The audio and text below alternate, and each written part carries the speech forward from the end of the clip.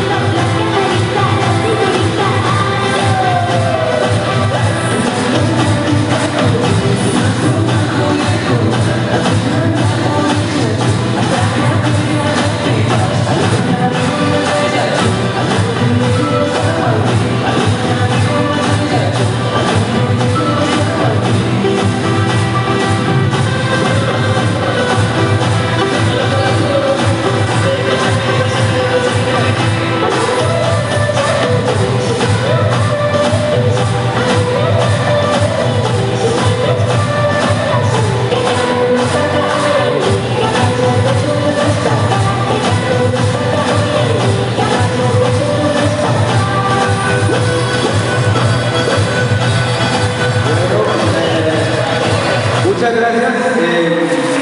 Esa es la finalidad de poder preservar la identidad cultural de los pueblos indígenas y esa es una muestra que queremos compartir con todos los formadores que han estado juntamente con nosotros buscando la forma de preservar la identidad cultural. Muchas gracias.